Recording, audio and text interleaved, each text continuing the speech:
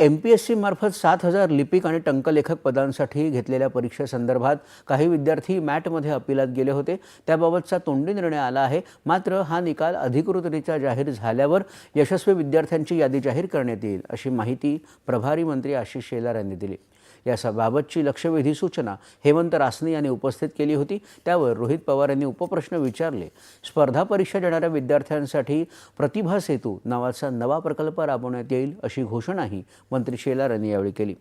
वसई विरार महापालिका हद्दीत अनधिकृत बांधकाम करून भोगवटा दाखला न घेणाऱ्या तसंच महापालिकेची कोट्यवधी रुपयांची रक्कम थकवणाऱ्या विकासकांचं सर्वेक्षण करण्याचा निर्णय घेण्यात आला असून यामुळे पिण्याच्या पाण्यासाठी वंचित राहिलेल्या नागरिकांचा विचार सहानुभूतीपूर्वक केला जाईल, अशी माहिती नगरविकास राज्यमंत्री माधुरी मिसाळ यांनी दिली। याबाबतची लक्षवेधी सूचना राजन नाईक यांनी उपस्थित केली होती। त्यावर स्नेहा दुबे पंडित, मुर्जी पटेल, मनीषा चौधरी यांनी उपप्रश्न विचारले होते।